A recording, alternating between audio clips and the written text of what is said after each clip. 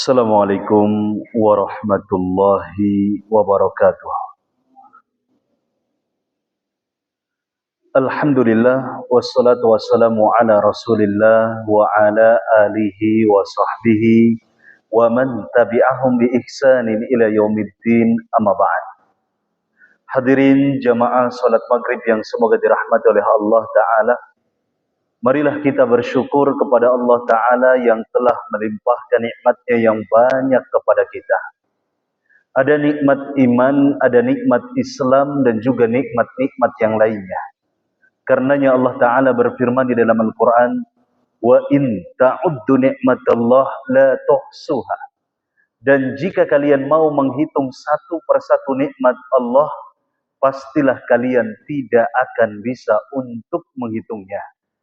Kemudian salawat serta salam semoga tetap terlimpahkan dan tercurahkan kepada Nabi Muhammad sallallahu alaihi wasallam. Hadirin azanillah wa iyyakum, di pertemuan kali ini dan mungkin juga di pertemuan yang akan datang dan seterusnya sebelum Ramadan, kita akan membahas tema yang istimewa terkait dengan bulan yang istimewa, yaitu fikih tentang seputar bulan Ramadan. Fikih ini ilmu, ya, secara sederhananya bisa dipahami dengan ilmu, ya, seputar tentang bulan Ramadan. Yang jadi pertanyaan, kenapa sih kita harus mempelajari fikih tentang Ramadan? Kenapa? Tentunya jawabannya agar Ramadan kita bernilai. Bernilai. Dan insya Allah melalui tema ini, kita akan membahas hakikat bulan Ramadan dan bekal-bekal apa saja yang harus kita lakukan sebelum dan ketika datang bulan Ramadan. Lagi-lagi agar Ramadan kita bernilai. Baik. Hadirin azanillah wa iyyakum. Mengingat Ramadan ini sudah dekat, Pak. Tinggal berapa hari lagi berarti? Tinggal kurang lebih kalau 33, ya. Andai kata kalau misalkan Ramadannya itu jatuh pada tanggal 18, Pak Haji, ya. Berarti tinggal 33 hari lagi, kurang lebih. Sudah sangat dekat. Dan kita harus tahu hakikat bulan Ramadan itu apa. Apakah sama dengan bulan-bulan yang lain? Seperti bulan Rajab, Sa'ban, ya, Muharram dan seterusnya? La, wallah beda. Bahwa bulan Ramadan ini adalah bulan yang istimewa. Bulan yang sangat mulia. Bahkan, Pak, saking mulianya bulan Ramadan, karena di dalamnya terdapat ampunan yang begitu luas, pahala dilipat gandakan, ya, dan seterusnya, sampai-sampai penghuni kubur yang sudah mati, mereka sangat mengharapkan bisa kembali ke dunia untuk merasakan bulan Ramadan. Sebagaimana dikatakan oleh Ibnul Jauzi rahimahullahu ta'ala. Apa kata beliau? Tallahi, demi Allah, lau qila li ahlil kubur, kalau sekiranya dikatakan kepada penghuni kubur, tamannau, berangan-anganlah kalian. Ya, kalau kita tanya kepada penghuni kubur, Pak, ya, pengen apa kalian? Apa jawaban mereka? La tamannau yauman min Ramadan. Mereka akan berharap satu hari saja dari bulan Ramadan. Kenapa? Kenapa bulan Ramadan yang mereka harapkan? Bukan bulan Rajab, bukan bulan Sya'ban, atau bulan-bulan yang lainnya. Kenapa? Karena ya tadi, di dalam bulan Ramadan ini terdapat banyak sekali keutamaan.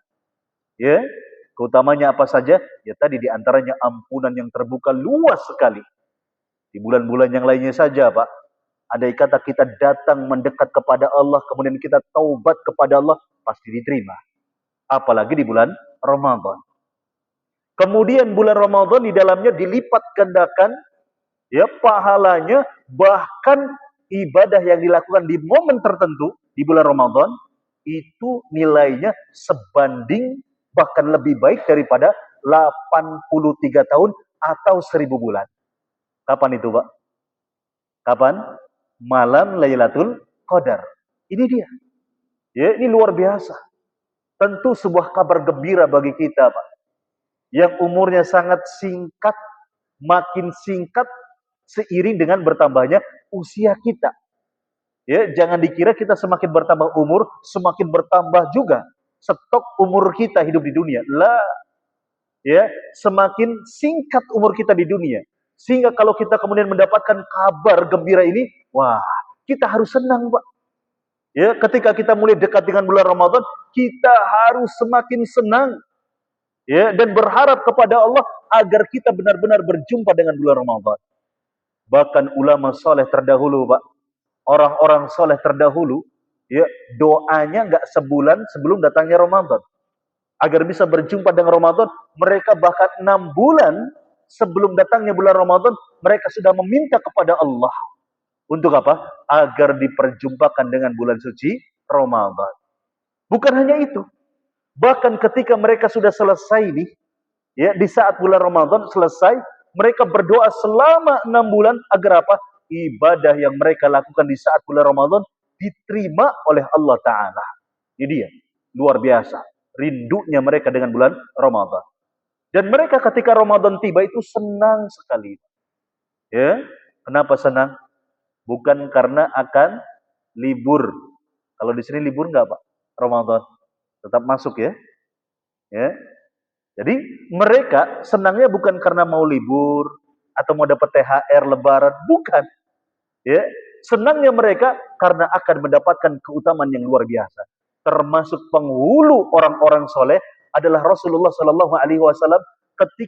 Ketika beliau Shallallahu Alaihi Wasallam berjumpa dengan Ramadan, beliau langsung mengkhabarkan kepada kaum muslimin, ya, akan kemuliaan bulan Ramadan. Sebagaimana disebutkan dalam sebuah hadis, qad ja'akum Ramadan, kata Nabi. Sungguh telah datang Ramadan kepada kalian, syahrun mubarak, bulan yang penuh dengan keberkahan.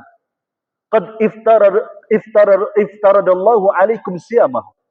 Allah telah mewajibkan kepada kalian puasa. Tuftahu fihi abwabul jannah. Dibukakan di dalam bulan Ramadan itu pintu-pintu surga. Wa tughlaqu fihi abwabun nar, dan ditutup pintu-pintu neraka. Wa tughallu fihi syayatin, dan dibelenggu syaitan-syaitan. Jadi tenang saja, wah. Ya, kalau Ramadan itu kira-kira ketika hadis ini menyebutkan wa tughallu fihi syayatin, akan dibelenggu syaitan-syaitan, Ramadan masih ada penampakan nggak kira-kira? Masih ada setan berkeliaran nggak kira-kira? Masih. Ada yang pernah lihat setan? Katanya yang kakinya doang. Ketika siang nih, siang-siang di rumah makan ada penampakan kakinya aja. Ya, ke atasnya udah nggak kelihatan. Ngeri. Ya memang itu setan. Ya, dari kalangan manusia.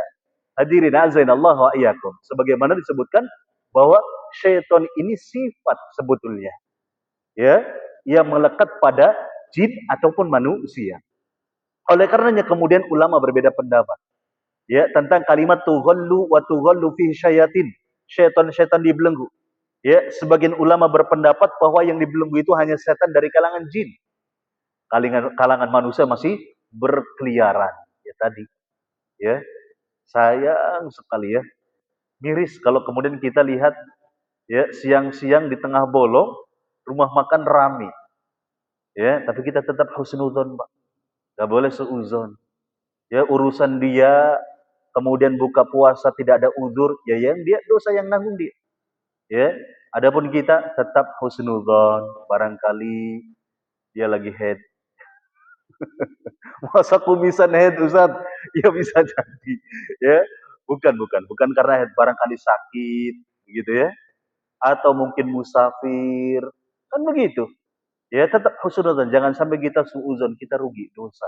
Apalagi bulan Ramadan, sudah urusan mereka yang makan di tengah di siang bolong, gak ada uzur, bukan sakit, bukan musafir, urusan dia dengan Allah Ta'ala. Ya, hadirin azainallah wa iyyakum. Adapun kita sebagai pedagang bagaimana? Haram nggak sebagai pedagang jual di siang bolong? Boleh nggak, Pak? Ya, sebetulnya boleh, tapi dengan syarat. Tidak boleh ta'awun alal itsmi wal udwan.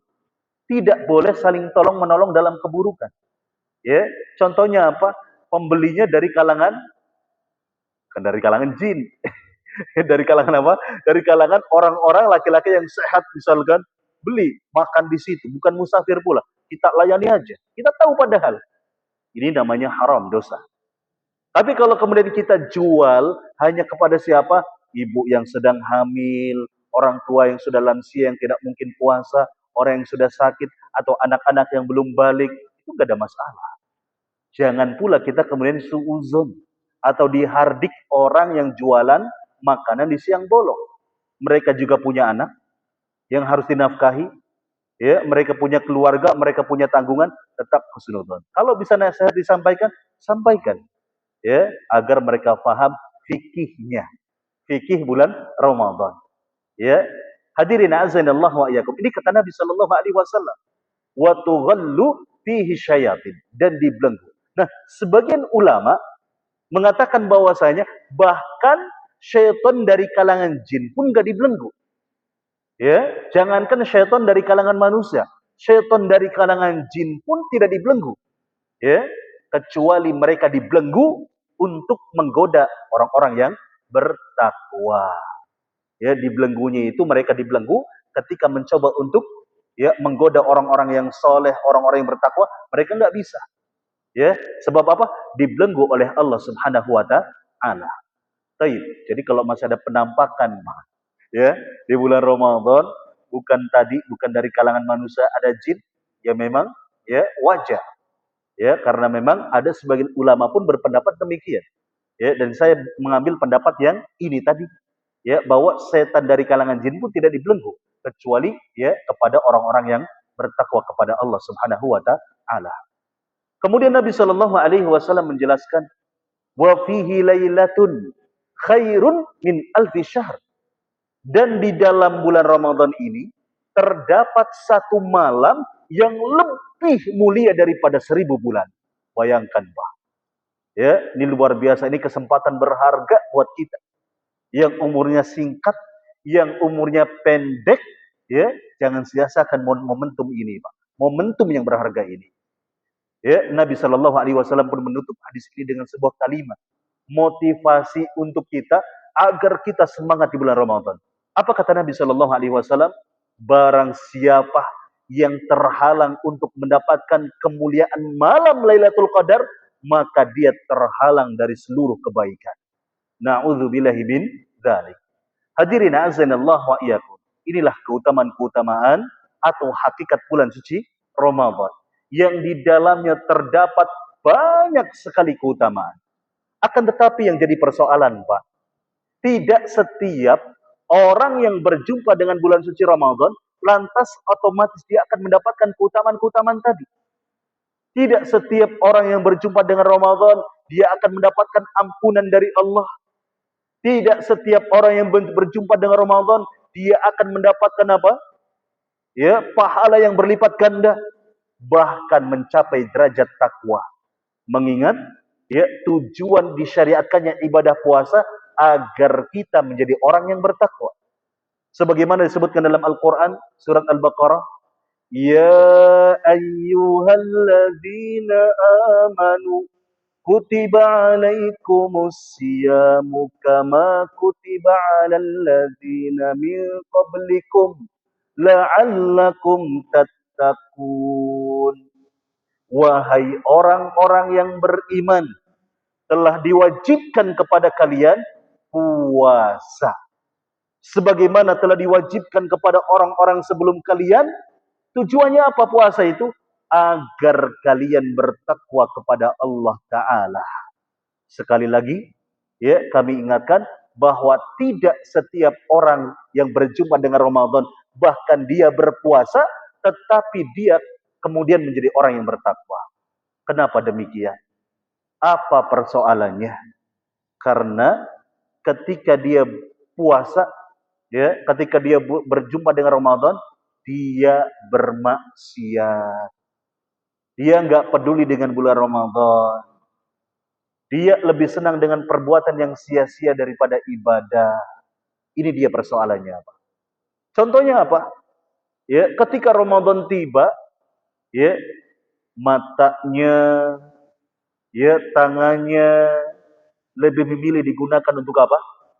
Untuk scroll-scroll, ya, dan melihat pemandangan-pemandangan yang buruk, ya. Paham tidak Pak? Pemandangan yang buruk apa yang dimaksud? Ya, aurat wanita misalkan. Nauzubillahi min dzalik.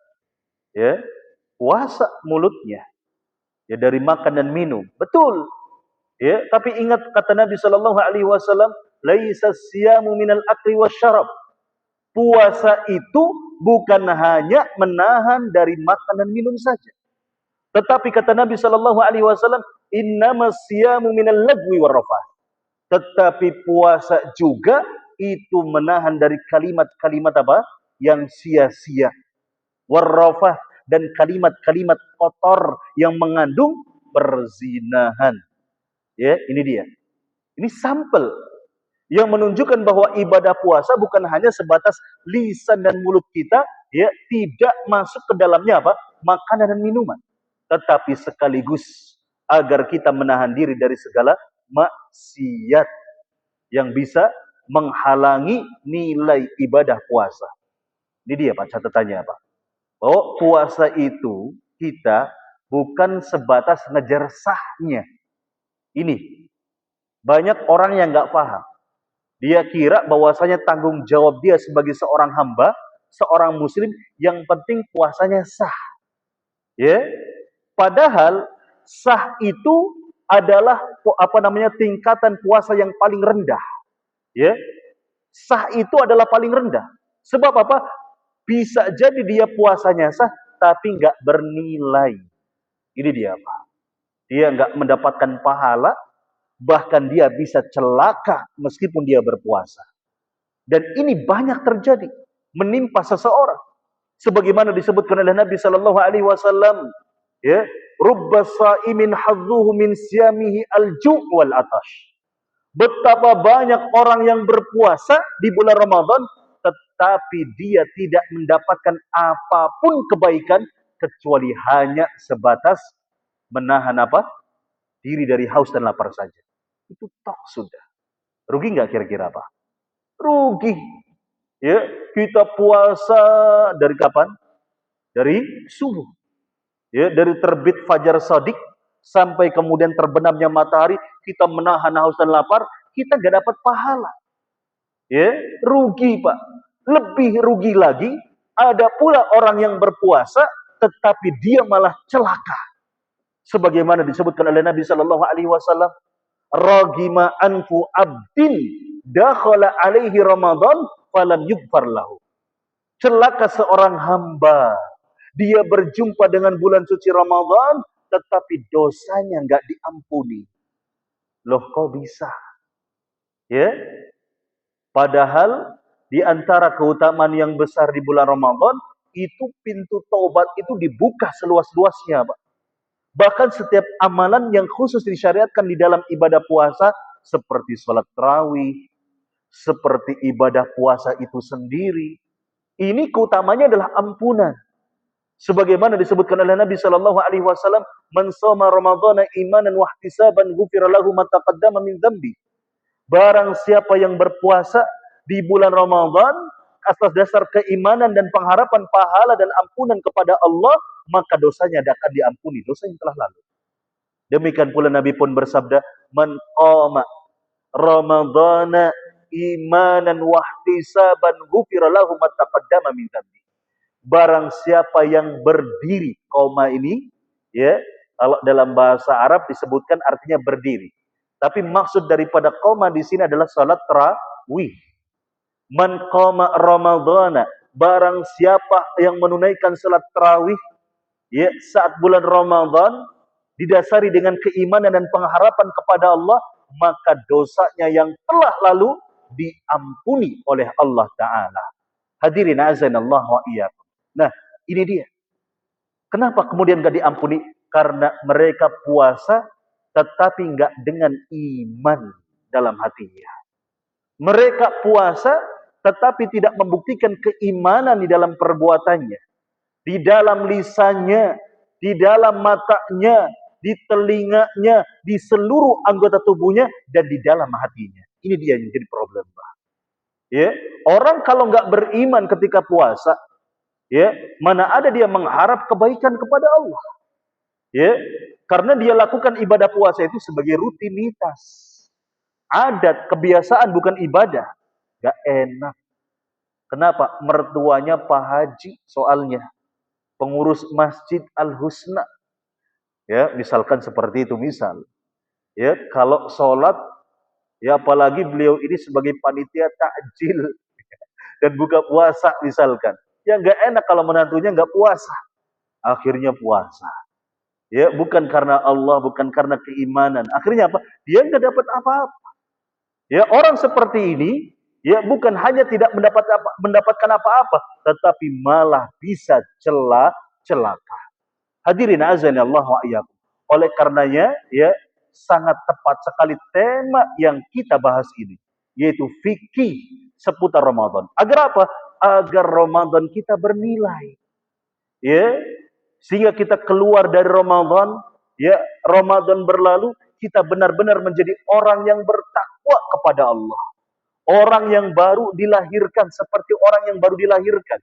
Maksudnya bayi, ya. Bayi kalau dilahirkan, Pak, bawa dosa enggak? Nyantol enggak dosa orang tuanya, Pak? Ya, enggak nyantol. Barangkali orang tuanya pernah dosa apa, nyantol ke bayi, enggak ada. Bersih sebersih-bersihnya. Itulah yang kita harapkan. Ketika Ramadan berlalu, kita ini bukan hanya dapat THR saja, tetapi sekaligus dosa kita diampuni, kita pun bertakwa, dan kita mendapatkan surga Ar-Rayyan yang Allah siapkan untuk orang-orang yang berpuasa. Hadirin azanallah wa iyyakum. Kemudian persoalan berikutnya, lantas bekal apa yang harus kita lakukan? Ya, yang harus kita pahami, kita ilmui, dan kita amalkan agar Ramadan kita bernilai. Pertama, yang harus kita bekali, yang harus kita siapkan, ya, adalah hati kita. Ini dia. Ya. Bagaimana caranya? Pertama adalah taubat. Ini terpenting, Pak. Ya, di antara yang terpenting. Loh, kaitannya apa, Ustaz? Antara taubat dengan nanti kita Ramadan. Besar kaitannya, Pak.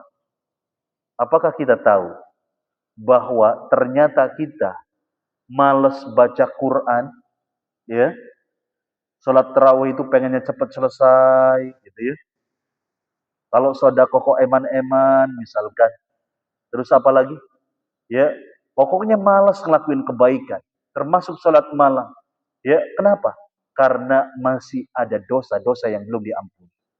Ini dia. Ya, kuncinya ini, Pak. Abdullah ibn Mas'ud radhiyallahu anhu, seorang sahabat yang mulia, pernah ditanya, "Wahai Abdullah ibn Mas'ud, aku kok sulit sholat malam ya, kenapa?" Kata beliau, "Adatkum dzunubukum." Dosa-dosa kalianlah yang menghalangi kalian untuk sholat malam. Ini dia. Termasuk yang menghalangi kita untuk membaca Quran dan lain sebagainya. Jadi, taubat. Kapan, Ustadz? Sekarang. Ya, jangan nunggu nanti Ramadan. Nanti sajalah taubatnya. Nikmati dulu. Nanti taubatnya nanti Ramadan. Benernya nanti Ramadan. Telat, Pak. Ya, saya yakin, ya secara umum, orang yang memiliki model pemikiran seperti ini, dia tidak akan bisa apapun, ya, untuk melakukan ibadah yang maksimal di bulan Ramadan. Ya, gak akan bisa. Susah. Ini secara umum, bukan pengecualian. Hadirin azanallahu wa iyyakum. Taubat. Kemudian apa lagi? Ikhlas karena Allah Ta'ala. Ya. Ikhlas ini, niat ikhlas ini sebagai pembeda, ya, antara ibadah dengan adat. Orang yang ikhlas karena Allah Ta'ala, ketika menjalankan ibadah di bulan Ramadan, dia ibarat kata seperti orang yang sedang panen raya, Pak. Ya, bukan panen raya durian ataupun rambutan. Ini lagi musim durian ataupun rambutan, Pak, ya. Tapi yang dimaksud dengan panen raya ini, panen raya apa, Pak? Pahala. Ya, orang yang ikhlas ini, Pak, ya bisa jadi antara satu dengan yang lainnya sama-sama salat tarawih. Tapi dialah yang paling besar pahalanya. Kenapa? Karena ikhlas karena Allah. Oleh karenanya para ulama mengatakan, rubba amalin saghirin tu'azzimuhu niyah. Betapa banyak amalan yang sepele tetapi besar nilainya, menjadi besar pahalanya karena niatnya. Benar niatnya. Karena Allah Subhanahu wa taala siapkan. Kemudian, ya, siapkan pula rasa takut kepada Allah. Ya, mengingat banyak kematian, ini penting. Ini termasuk ibadah-ibadah hati yang harus kita perhatikan dan kita hadirkan saat ini. Ya, bayangkan, Pak, kenapa sih ketika selama ini kita berjumpa dengan Ramadan tiap tahun sampai kemarin, tahun terakhir kemarin, kok Ramadan kita ini kok biasa-biasa saja ya? Sayanya yang biasa-biasa saja. Kenapa? Ya, niatnya sih pengen khatam Quran. Ya, sampai berapa juz? 30 juz tentunya. Ya, bahkan bisa berkali-kali khatam Quran. Tapi bagaimana prakteknya, Pak? Boro-boro ya satu kali khatam. Satu juz pun nggak selesai-selesai. Ya, banyak hal yang ingin dilakukan, tapi kok nggak kesampaian. Kenapa? Nggak semangat. Kenapa? Karena kita kira bahwasanya kita akan berjumpa dengan Ramadan berikutnya. Sekarang hadirkan perasaan kematian, Pak, dalam diri kita. Bayangi bahwasanya bisa jadi ini Ramadan terakhir bagi kita. Ya, mungkin nggak kalau? Mungkin nggak kalau ternyata Ramadan ini terakhir bagi kita? Sangat mungkin. Kan masih muda Ustadz saya. Ya betul. Tapi yang namanya mati itu nggak kenal umur, Pak. Kalau sudah Allah tetapkan bahwasanya si fulan ya mati umur 25 tahun. Ada yang umur 25 tahun di sini? Ada nggak? Ya, saya kira ada. Atau ada 25 tahun ya. Nah, bisa jadi masnya lebih dulu matinya daripada kita yang tua. Ya, bukan saya mendoakan Mas supaya masnya cepat mati, enggak, ya. Ini contoh saja agar yang muda pun tidak kalah siapnya dibanding yang tua. Ya, untuk sama-sama mempersiapkan ya kematian. Hadirkan rasa ini. Hadirkan bayang-bayang ini, bisa jadi ini adalah Ramadan terakhir bagi kita. Ya, oleh karenanya kalau kita berhasil membayangkan hal ini, maka Pak, bisa jadi ini adalah Ramadan terbaik bagi kita. Kalau benar-benar ini Ramadan terakhir bagi kita. Hadirin azanallah wa iyyakum. Oleh karenanya Nabi kita yang mulia ya menyebutkan dalam sebuah hadis, "Idza qumta ila salatika fashalli salata muwaddi'in." Apabila engkau hendak melaksanakan salat, ya lakukanlah seolah-olah itu adalah salat terakhir bagimu. Ini kunci, Pak. Ya, agar kita bisa semangat dalam beribadah, jadikan ya hadirkan bayangan kematian ya setiap dalam menghadapi ya dalam melaksanakan ibadah-ibadah yang akan kita laksanakan. Ini penting. Ya, banyak mengingat kematian. Kemudian hadirin azanallah wa iyyakum. Yang harus kita persiapkan berikutnya adalah fisik kita. Ya, diapain Ustaz fisiknya? Apakah masuk keluar ke apa namanya? Fitness begitu? Nge-gym? Enggak. Ya. Betapa banyak orang-orang, Pak, yang barangkali ototnya kuat, ya, otot kakinya kuat, otot tangannya kuat, nggak sanggup untuk melangkah ke masjid. Ya tidak, masih kalah dengan aki-aki yang bawa tongkat, pelan-pelan, ya, tapi kesampaian meskipun telat barangkali, ya, sudah komat baru sampai, ya, masih kalah, ya. Banyak juga orang yang tangannya berotot tapi nggak sanggup Ramadan baca mengangkat apa mushaf yang paling beratnya berapa kilo sih Pak mushaf? Ada 10 kilo. Nggak ada paling setengah kilo paling berat ya tidak atau sekilo lah yang gede yang khusus untuk yang barangkali matanya minus atau silinder begitu ya harus dekat begitu ya. Ini ada yang mushaf yang gede paling berapa kilo? Sekilo 2 kilo. Ya, tapi banyak orang yang tangannya berotot gak sanggup untuk mengangkat mushaf Al-Quran. Kenapa? Kenapa Pak? Karena hatinya. Hatinya tadi. Nah, terkait dengan fisik yang harus disiapkan adalah biasakan. Ya, dari sekarang untuk beramal soleh. Ya, biasakan. Oleh karenanya dianjurkan oleh Nabi Shallallahu Alaihi Wasallam agar memperbanyak puasa di bulan Sya'ban. Ya, perbanyak. Silakan puasa sunnah Daud, ya, Senin Kamis misalkan, ya, dan puasa-puasa sunnah yang lainnya. Termasuk ibadah-ibadah yang lainnya sebagai pemanasan, Pak. Ya, karena kita akan berlomba-lomba dalam kebaikan di bulan Ramadan. Kita kasih analogi seperti ini. Kenapa sih kita perlu pemanasan dari sekarang, mempersiapkan fisik kita untuk ibadah? Kita, Pak, kalau mau lomba maraton misalkan, nggak ada pemanasan, nggak ada persiapan, maraton itu minimal berapa kilo, Pak? Berapa? 40 kilo. Jauh banget berarti. Ya, 40 kilo itu dari sini kemana, Pak Saiful? Coba. Ya, patokannya supaya ya teman-teman tahu di mana kira-kira. Indramayu. Di sinilah mungkin Kuningan ya. Nah, Kuningan lah ya yang terdekat nanjak ke sana. Kuningan. Bayangkan, nggak ada persiapan, nggak ada pemanasan, kita mau ikut lomba maraton. Kira-kira nyampe nggak kita? Nggak akan nyampe.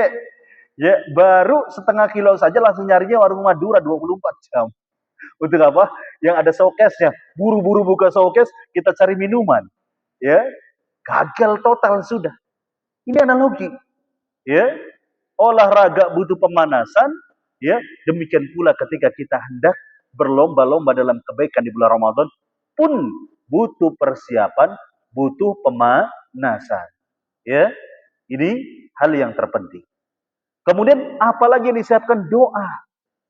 Ya, sebagaimana tadi disebutkan bahwa ulama salaf itu berdoa 6 bulan sebelum datangnya bulan Ramadan. Perbanyak doa dari sekarang. Ya, apa doa mereka? Ya Allah, tolong perjumpakan kami dengan bulan Ramadan. Ya Allah, mohon supaya kami kuat dalam beribadah di bulan Ramadan. Ya Allah, semoga diterima ibadah kami di bulan Ramadan. Terus seperti itu, Pak. Ya, silakan mau dirinci, silakan. Ya Allah, semoga saya bisa khatam berkali-kali. Ya, baca Qur'annya, mentadaburi Al-Qur'annya, ya, ibadah-ibadah yang lainnya dan seterusnya dan seterusnya. Hadirin azanallahu wa iyyakum. Dan kemudian, ya, persiapan berikutnya adalah ilmu daripada ibadah-ibadah yang akan kita laksanakan di bulan Ramadan. Di antaranya adalah ilmu apa, Pak? Ya, tentu bukan buat kolak bagaimana caranya yang manis dan enak dan gurih. Tadi adalah ilmu tentang ibadah-ibadah. Ya, seperti halnya ibadah puasa. Ya, bagaimana sih caranya? Ya, yang benar itu bagaimana ibadah puasa. Kemudian ada lagi ibadah salat tarawih, termasuk zakat fitrah. Ya, ini hal yang harus kita pelajari. Termasuk ibadah-ibadah yang lainnya, semuanya. Ya, karena yang namanya nilai Ramadan itu bukan hanya dinilai dari ibadah puasa kita saja, tetapi bagaimana sholat kita, bagaimana ibadah-ibadah kita yang lain, termasuk bagaimana akhlak kita ini. Ya, kalau semuanya plus plus plus plus plus plus plus, ya, insya Allah potensinya sangat besar kita mencapai derajat takwa plus kita mendapatkan malam Lailatul Qadar. Hadirin azanallah wa iyyakum. Ini dia yang harus kita perhatikan. Menuju Isya berapa menit lagi? Berapa menit lagi? Isya itu kalau tidak salah 10 menit lagi. 10 menit lagi. Baik. 15 menit lagi Isya. Baik. Hadirin azanallah wa iyyakum. Ya, kita pada momentum kali ini selain tadi mukaddimah, ya, yang perlu kita pahami dengan betul, ya, bahwa ternyata Ramadan ini sangat bernilai, ya, dan kita pun sudah memahami sebagian bekal-bekal yang harus kita pahami. Nah, insya Allah kita pun akan membahas tentang seputar fikih dari ibadah-ibadah yang terkait dengan bulan suci Ramadan.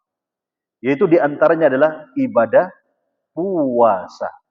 Ya, ibadah puasa.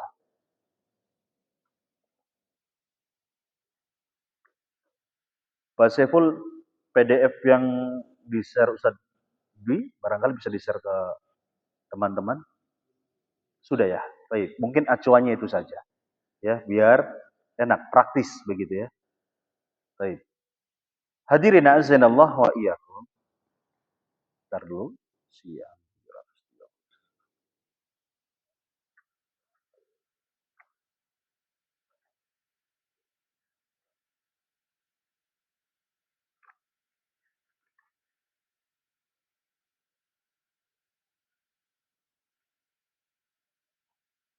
Silakan barangkali yang lain ya teman-teman hadirin azanillah wa iyyakum untuk membuka ya PDF Ramadan ya yang sudah di-share oleh Pak Saiful ya agar kita bisa benar-benar memahami betul tentang fikih ibadah puasa. Ya, ini praktis ya, fikih praktis ya, langsung terjemah agar semakin mudah dipahami oleh kita. Baik, hadirin azanillah wa iyyakum. Ya, kita langsung kepada definisi puasa. Ya, perlu kita ketahui bahwasanya puasa ini bukan sembarang ibadah biasa. Memang ibadah ini nggak ada yang biasa, semuanya luar biasa. Tetapi ibadah puasa ini adalah deretan ibadah yang paling luar biasa. Kenapa? Karena ibadah puasa ini termasuk rukun Islam yang lima. Ya, rukun Islam yang lima. Baik. Adapun puasa secara bahasa diambil dari bahasa Arab. Ya, soma yasumu sauman wasiyaman. Yang artinya adalah menahan dari sesuatu. Soma. Ini fi'il madi. Ya, kata kerja lampau. Telah berpuasa.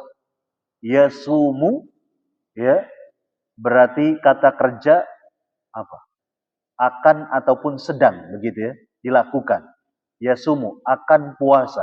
Sauman ini isim masdar ya yang bermakna puasa. Ya, secara bahasa puasa ini artinya adalah menahan dari sesuatu. Ya. Adapun menurut terminologi syariat secara istilah adalah ibadah kepada Allah dengan menahan diri dari makan, minum dan segala perkara yang membatalkan puasa. Ya, ini dia. Dengan niat beribadah kepada Allah sejak terbit fajar yang kedua hingga terbenamnya matahari bagi orang-orang tertentu dengan syarat-syarat tertentu. Ini dia makna daripada puasa. Jadi yang namanya puasa itu menahan diri dari segala macam makanan dan minuman. Ya, apakah dimasukkan melalui lisan dan mulut, melalui mulut kita? Ya, kalau ada minuman masukin ke telinga batal nggak puasa kita? Kan nggak lewat mulut. Hah? Batal. Ya, mohon maaf. Kalau ada minuman misalkan dimasukin lewat dubur dan kubul kita, ya, maluan manusia, batal nggak? Batal. Jadi fokusnya bukan hanya ya menutup mulut saja. Ya, kuping pun harus ditutup dari apa-apa yang bisa membatalkan puasa.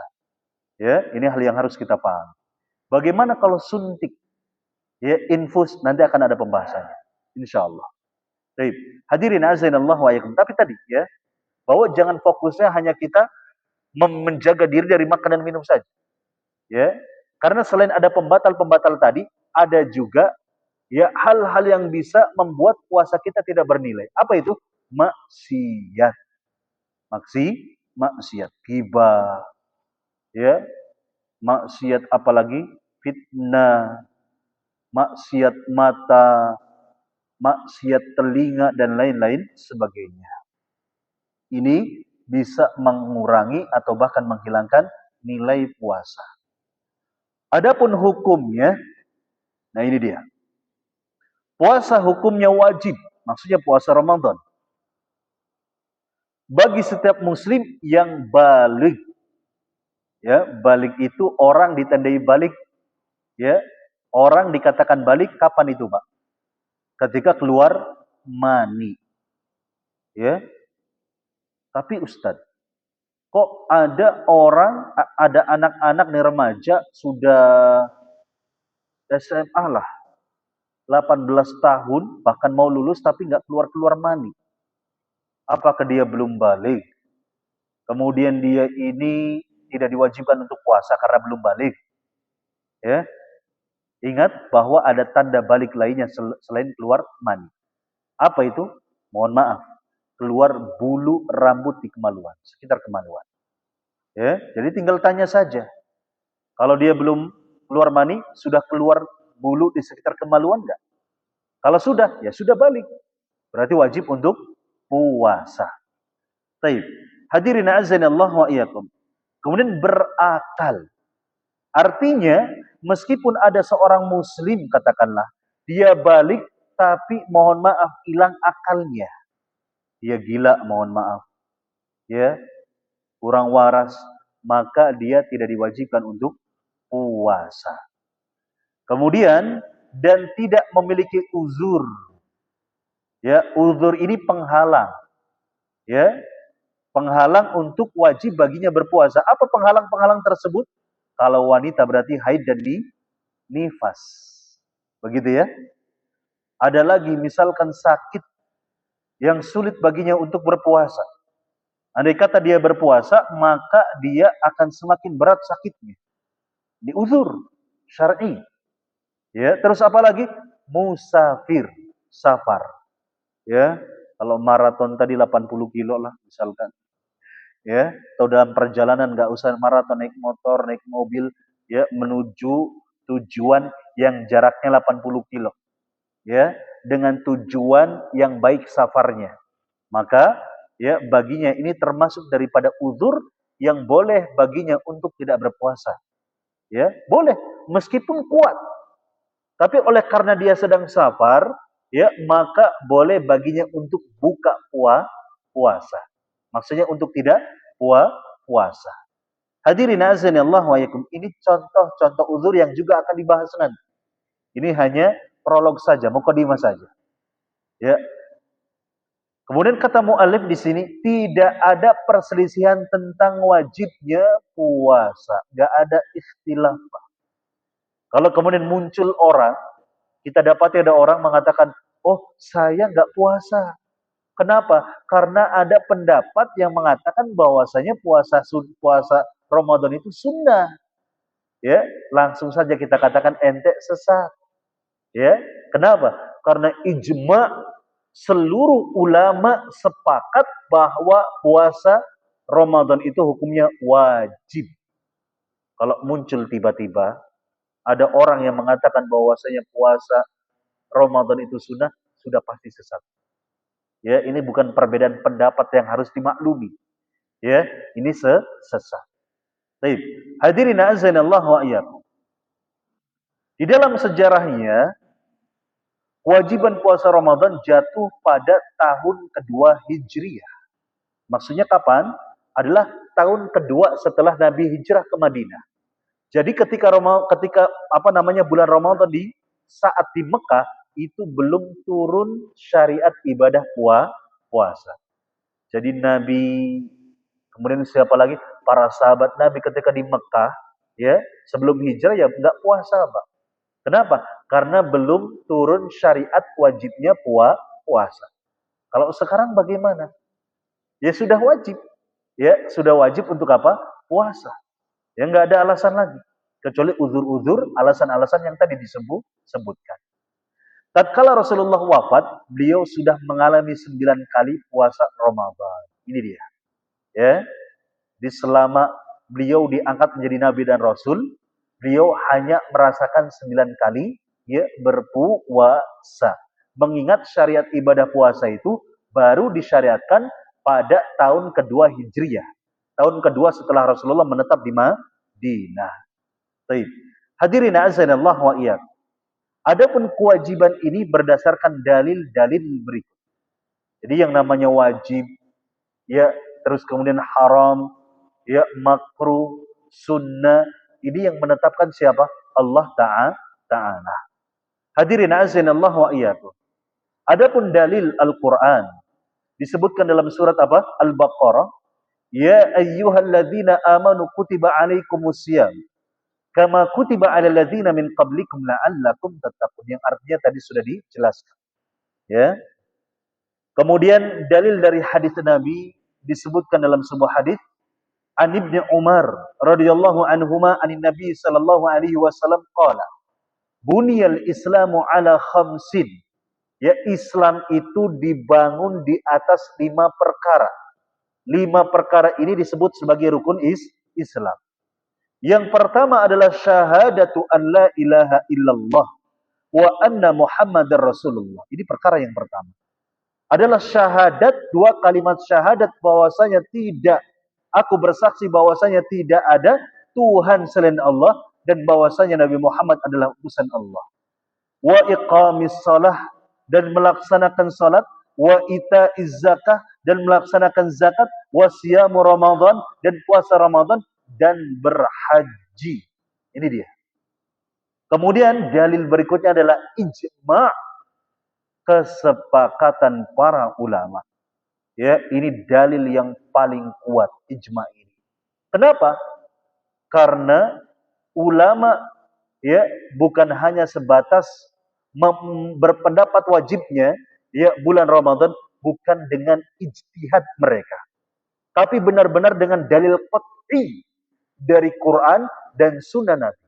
Ya, bukan berarti ijma itu lebih kuat daripada Quran dan Sunnah, tidak.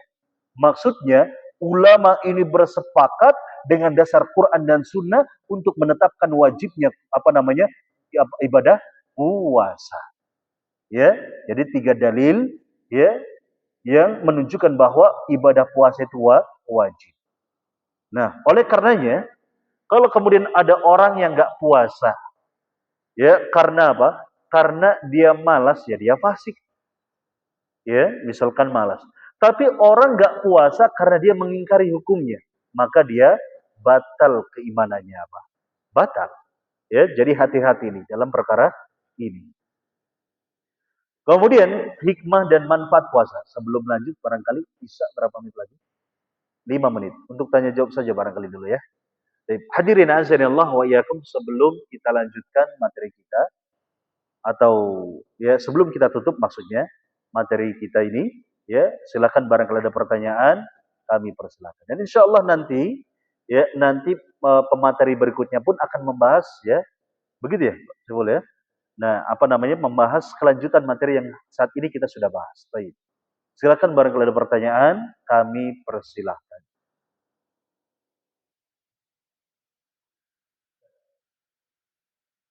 Silakan, belakang dulu Pak ya. Lebih dulu.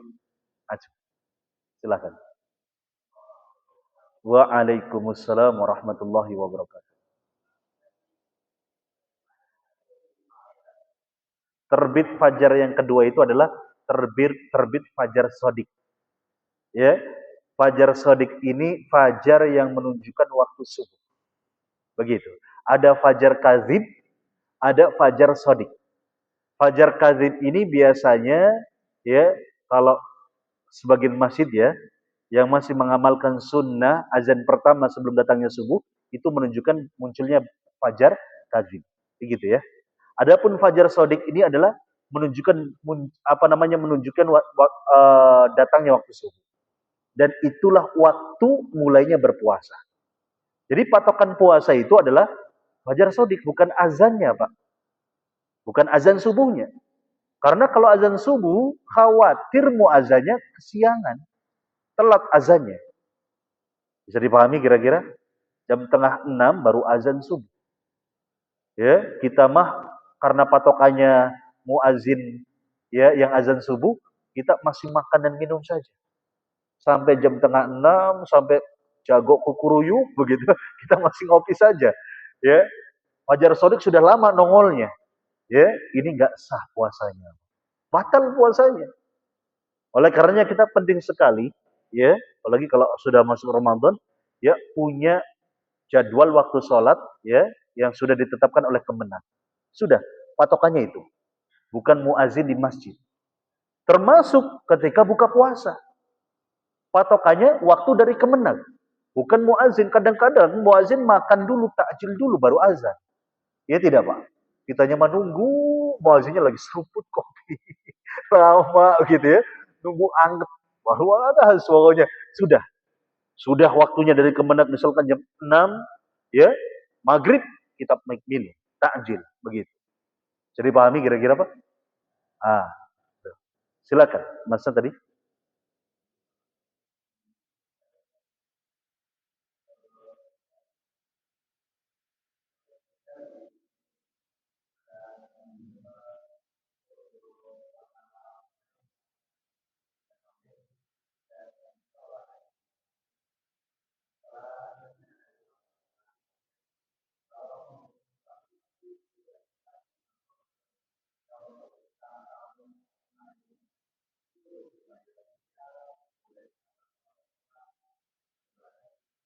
Baik. Eh, bisa diperkeras nggak? Afan, Afan. Anaknya kurang kurang dengar. Istri antum lagi hamil nih. Terus lahiran bulan ini nih. Terus,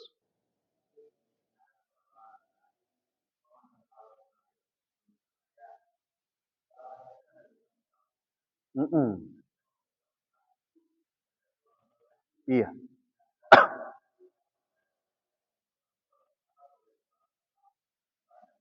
Baik. Kalau fidyahnya segera mungkin. Begitu. Jangan nunggu habis lebaran. Begitu ya Pak ya. Ah, yang kemarinnya sebetulnya harus juga dengan puasa. Iya, begitu harus dengan puasa. Tapi kalau kondisinya seperti ini, kalau kondisinya seperti ini, ya berarti qadarullah ini sifatnya berarti uzur karena karena terhalang oleh nifas nanti. Yang harusnya istri antum bisa apa namanya mengkodok ini nggak bisa. Bagaimana? Ya sudah ini namanya uzur syar'i sehingga bisa dilakukan nanti. Selesai lebaran, selesai nifas selesai baru kodok. Begitu Mas ya. Bisa dipahami? Baik. Pertanyaan yang lain?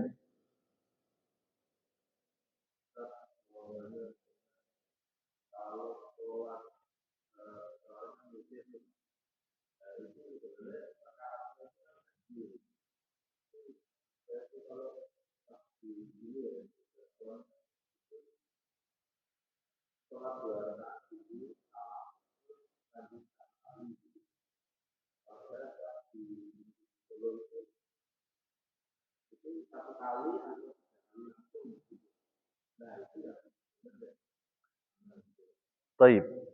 Memang ada dua contoh sunnah pelaksanaannya yang dicontohkan oleh Nabi.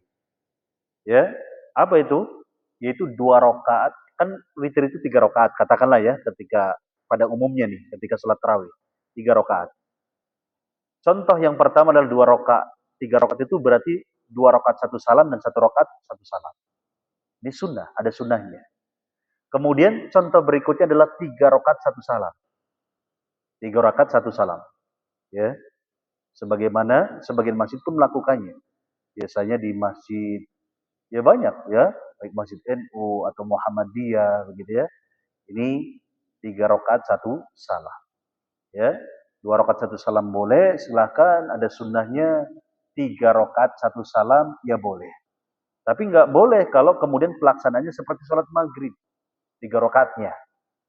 Ya, tahiyatnya berarti 2 kali. Ini nggak boleh. Tetap tahiyatnya 1 kali. Ya, terakhir. Itu dia jawabannya. Witir. Witirnya 1 rakaat saja. Seminimalnya witir itu 1 rakaat. Ya, tapi selama kita kuat, kalau bisa sebanyak-banyaknya, silahkan. Begitu. Ya, banyakin sholat-sholat sunnah seperti itu. Ya, ini kalau 1 rakaat itu kalau barangkali kita dalam kondisi susah, mentok, gitu ya, ngantuk berat, misalkan gitu ya, gak ketulungan ngantuknya, silahkan. Begitu. Jadi seminimalnya sholat witir itu 1 rakaat. Boleh.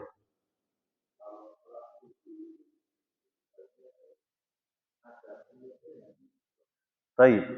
Hal ini khilafiyah. Saya katakan ini perbedaan pendapat yang sangat kuat, ya, antara yang berpendapat kunut dengan yang tidak kunut. Yang jadi masalah adalah orang yang nggak sholat itu saja, gitu ya. Yang jadi masalah begitu, ya. Jadi ya dalam dalam hal ini kita harus tasamuh. Orang yang berpendapat bahwasanya kunut itu sebetulnya ini masalahnya kan kepada satu hadis, ya, yang nanti dipersoalkannya adalah salah satu rawinya. Ini dalam pembahasannya agak panjang, ya, karena ini terkait dengan mustalahul hadis. Tapi yang pasti secara garis besar bahwa yang namanya kunut ini adalah perkara khilafiyah. Di sini kita harus legowo. Kalaupun mau diskusi, diskusi santai saja sambil senyum, sambil ngopi bareng gitu ya. Nggak usah gontok-gontokan gitu ya. Nggak usah gitu ya. Karena bagaimanapun juga yang kunut ataupun yang nggak kunut saudara, seiman, seislam, setanah air dan sebangsa. Oh gitu ya. Hadirin azan Allah wa iyyakum. Baik. Ada lagi? Cukup? Sudah masuk Isa? Sudah? Baik, barangkali ini yang dapat kita pahami pada kesempatan yang mulia ini. Subhanakallahumma bihamdik asyhadu an la ilaha illa anta astaghfiruka wa atubu ilaik. Wassallallahu ala nabiyyina Muhammad. Wassalamualaikum warahmatullahi wabarakatuh.